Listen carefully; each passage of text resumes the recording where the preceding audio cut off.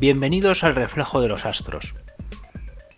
Hoy traemos a esta señora que se llama Kamala Harris, que es en estos momentos la vicepresidenta de John Biden, la segunda de su partido a nivel estatal. Y bueno, ya sabemos todos la polémica que está habiendo con estas elecciones, unas elecciones muy diferentes a lo que estamos acostumbrados, con la sombra del fraude todavía encima. Pero bueno, no vamos a hablar hoy tampoco mucho de ese tema, porque ya hemos hablado en otros vídeos, pero vamos a intentar descifrar un poco la carta astral de Kamala David Harris. Tenemos aquí que nació en Oakland, California, el 20 de octubre de 1964. En principio, ella de profesión es abogada, política. Ya fue senadora en California en el 2017. Y bueno, aquí tenéis un poco todos los logros que ha tenido, ¿no?, a lo largo de su carrera. En 2003 ya fue elegida fiscal del distrito de San Francisco. Y hemos considerado que esta mujer puede tener importancia en estas elecciones porque el candidato demócrata John Biden, el que algunos ya han proclamado presidente y otros todavía no lo consideran ganador, nosotros no vamos a hacer ninguna apreciación, sobre todo porque tenemos mucha falta de datos. Aquí en Europa tenemos solamente la información que nos dan las cadenas de televisión y los demás medios, pero en mi opinión están totalmente parcializados. Entonces todas esas informaciones las vamos a poner un poco en cuarentena. Bueno, vamos a la carta directamente. Esta sería concretamente su carta astral. Hemos buscado la hora de nacimiento y hemos encontrado algo por ahí, pero tampoco podemos asegurar que sea la correcta. Nos da un ascendente Géminis. Entonces, primero, para empezar no vamos a hablar mucho del ascendente, no lo vamos a considerar de momento esa característica. Comenzamos con su Sol, que es un Sol que está en Libra, a 27 grados de Libra, pero que curiosamente pues está en conjunción con Mercurio, que está en Escorpio, por lo tanto ya tiene esa conexión con Escorpio.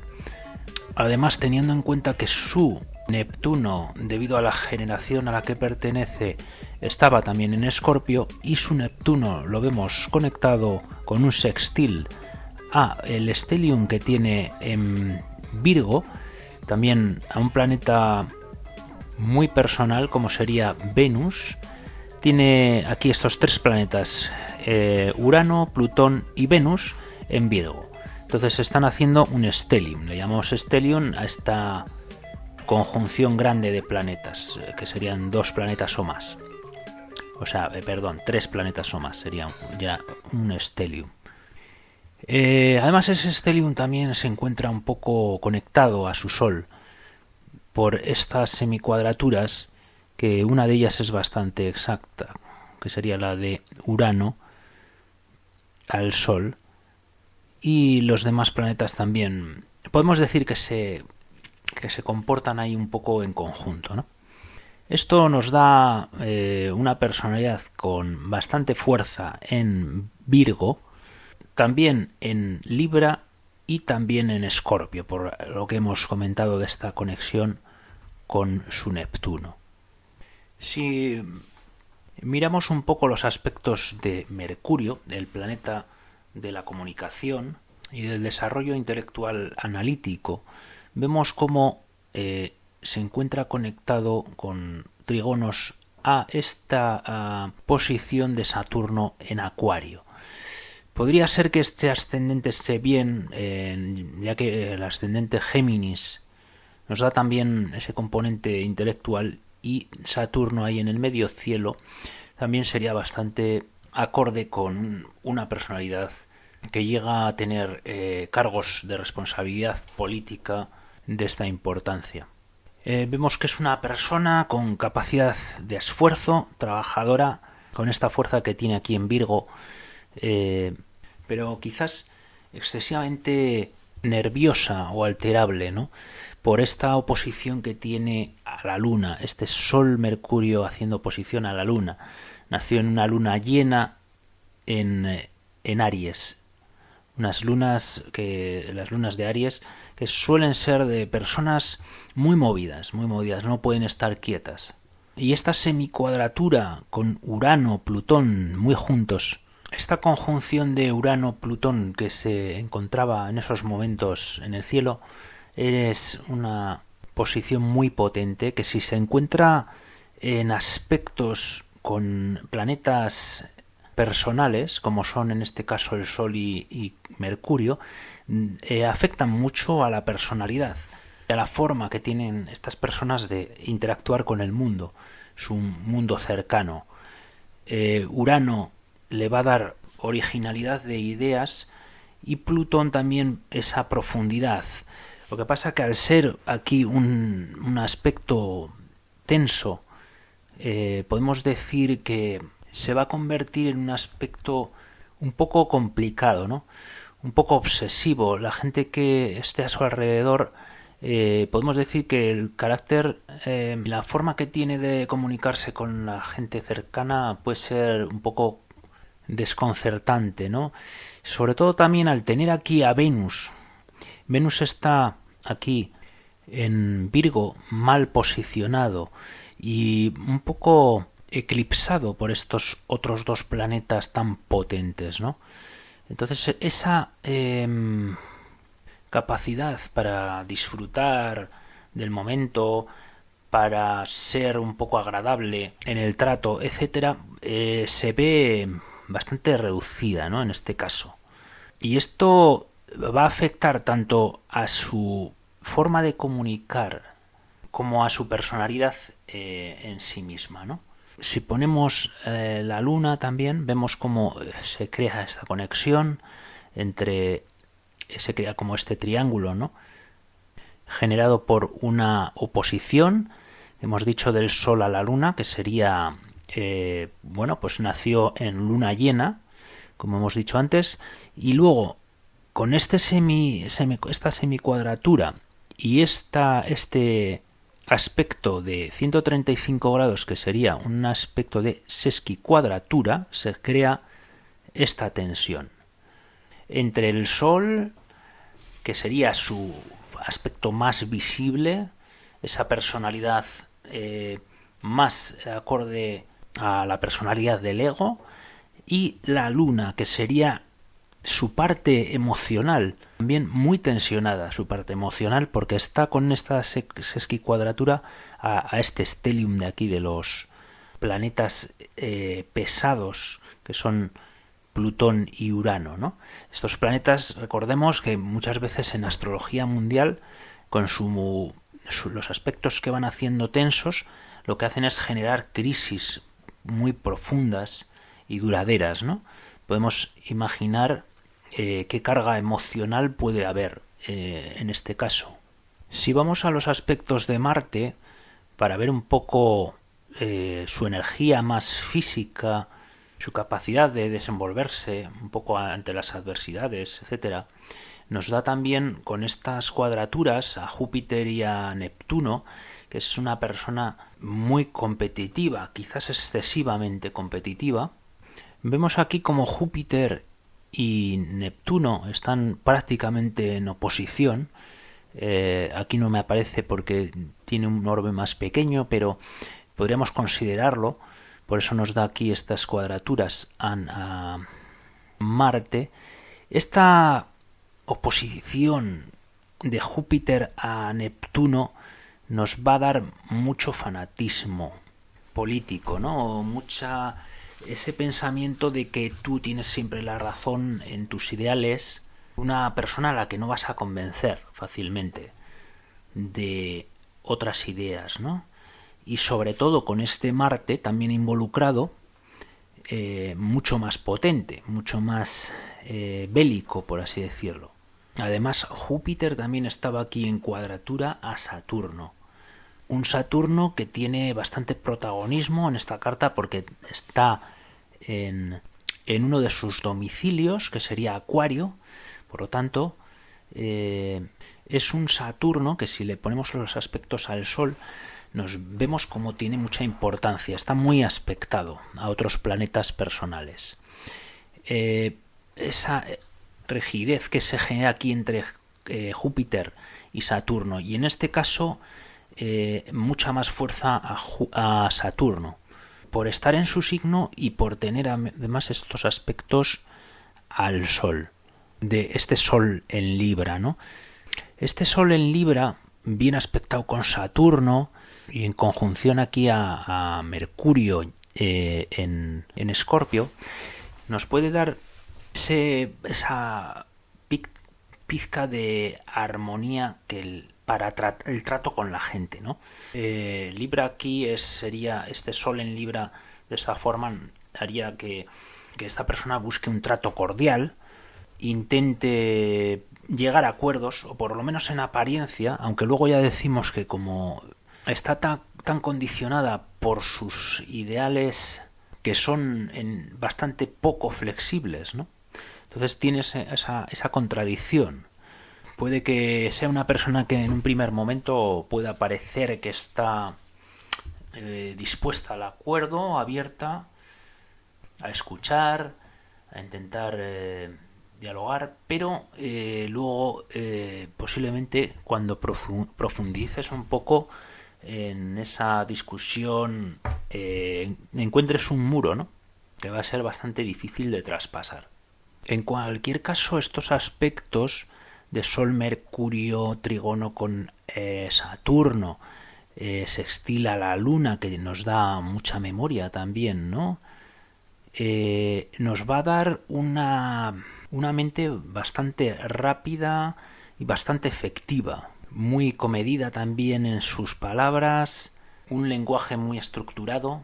Casi todos los políticos suelen tener este tipo de aspectos que les benefician en su discurso, ¿no?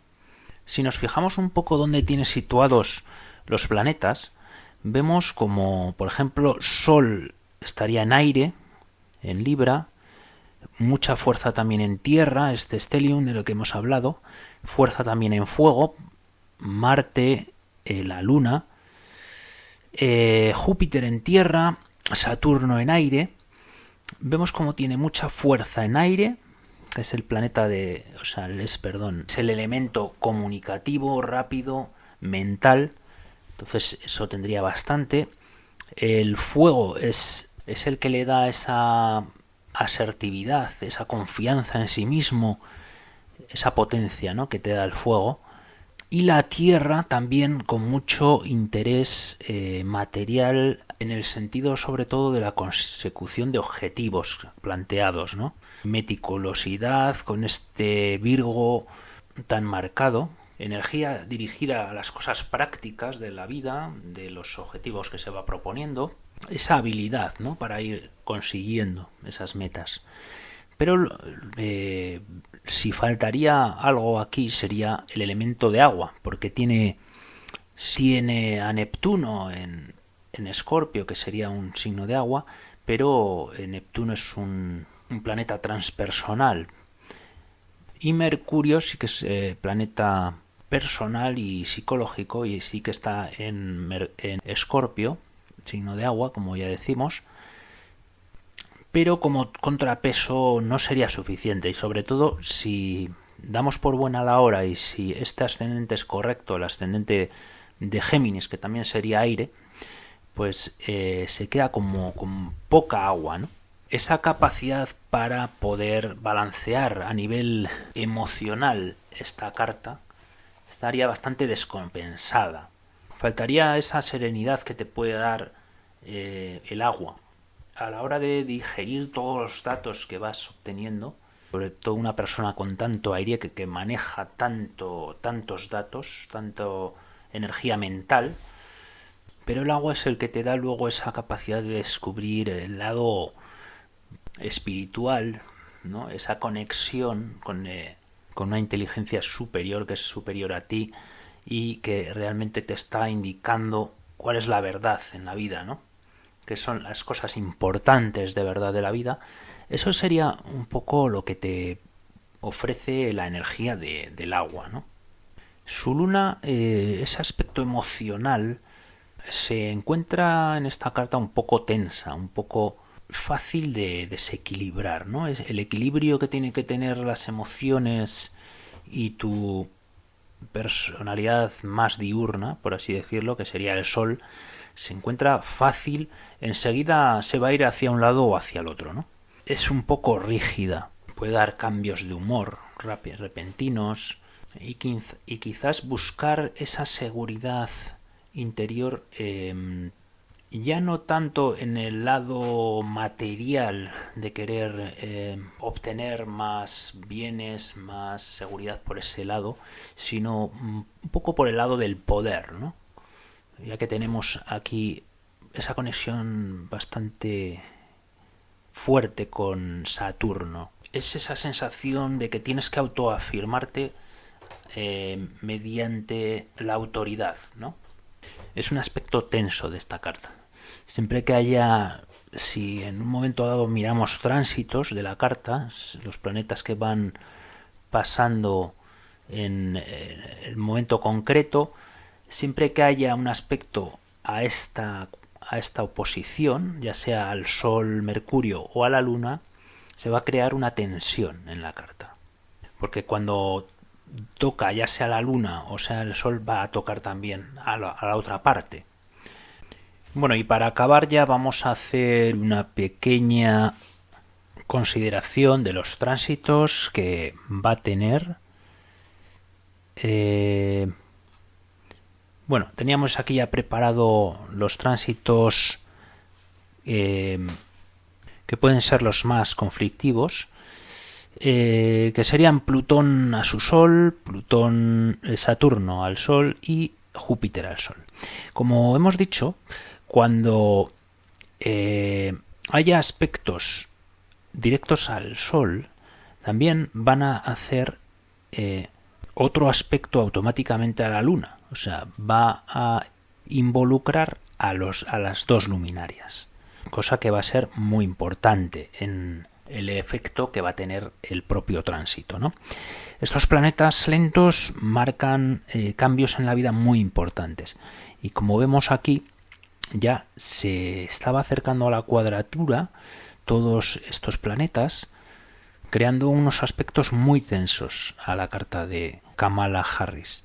Plutón todavía va a seguir acercándose a la cuadratura bastante tiempo, y hasta 2023, por ahí, cuando ya se va a hacer exacto.